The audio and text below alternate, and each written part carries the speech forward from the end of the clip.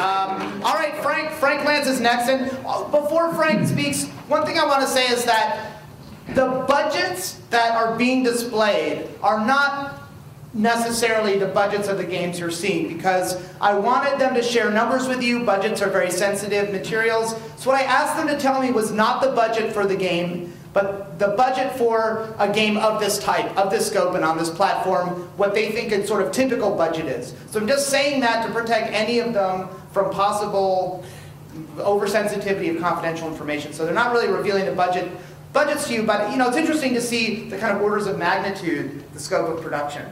Go ahead, Frank. Thanks. So I'm going to talk about a game that we created called Conquest. It's actually spelled with a W.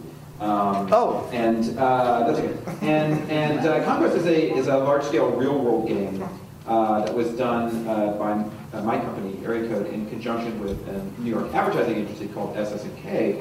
And it was a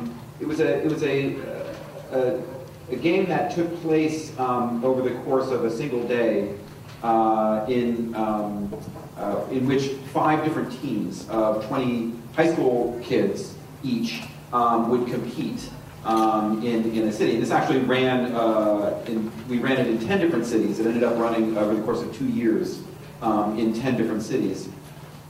And so it was a big sort of event-based game that was a sort of an urban street game that was done to promote the company Quest, QWEST, which is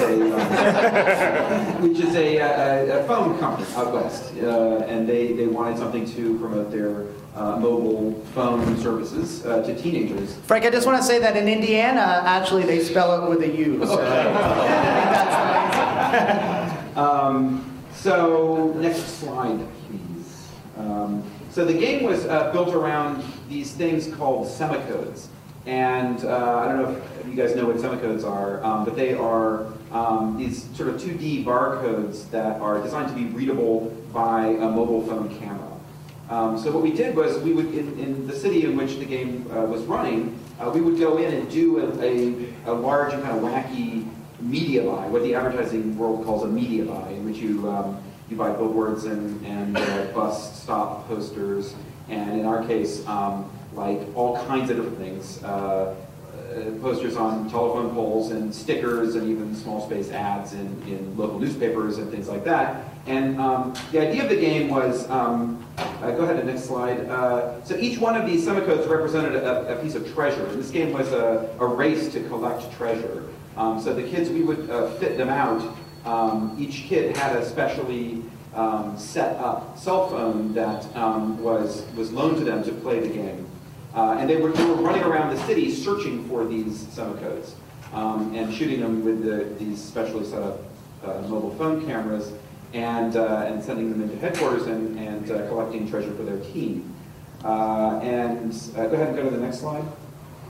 But it was really important to us that this be it was really important to me, and I think I think everyone that this was a real game. It wasn't just a kind of scavenger hunt or just a race, and it wasn't something in which the winning team would just be the one that was kind of fastest running around. I really wanted it to involve some strategic thinking and teamwork and tactics. And so the idea of the game was that we would go into the city, and each city was divided up into 8 different zones. And in order to collect the treasure in a zone, your team had to take control of that zone. And so you can see here that there's kind of a map of the city. This is, I think, Tucson, when we ran it in Tucson. And so there's here the 5 teams on the left side. You have Team Bear, and Team Bighorn, Team Sea Lion, Mountain Lion, and Wolverine. And you would roll into a zone, and your team would take control of that zone, and that would unlock the treasure in that zone for your team and your team alone. And so you were, there was definitely a certain amount of strategic thinking involved about when you would move from zone to zone, what percentage of the treasure had you found in the current zone, was it worth staying there or moving on, which zone were you going to go to next, where were the other teams, and you could also challenge another team for control over a zone. If they were currently in a zone, you could roll in, and there was a simple kind of bidding mechanic where you could challenge them for control over a zone. So it was kind of interesting. And the way that you took control of a zone. Is that, Frank, is that a television screen? Yeah, so on the left side, on the left side you see a sort of a jumbotron. So what we would do is we would set up in the game headquarters would be some central location in the city, in the area in which the game was being played. Yeah, we had this giant screen. It was like a large scale thing inside of a truck.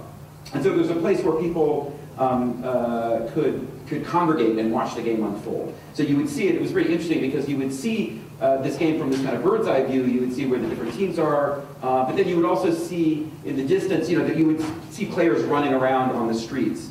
And if you go to the next slide, this is the way that you control a zone. Is each team had this big, what we call the totem. So each team had a 25-foot high inflatable totem, which represented their team. So here you see what's called a base challenge. So to control a zone, there was a special location in each zone called the base. You had to physically bring your team's totem to that location in order to sort of unlock all the treasure in that zone for your team. So here we have a base challenge where two teams, Team Bighorn and Team Bear, are competing for control over the base of one particular zone.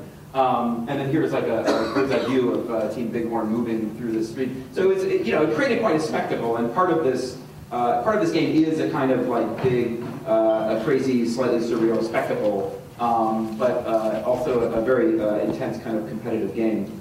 So it ended up running in 10 different cities. It was very, very successful. In terms of the player experience, I think there was a lot of enthusiasm and energy by the people who were playing it, and generated a lot of good press for Quest, and was won a couple of awards and things like that. So that's it.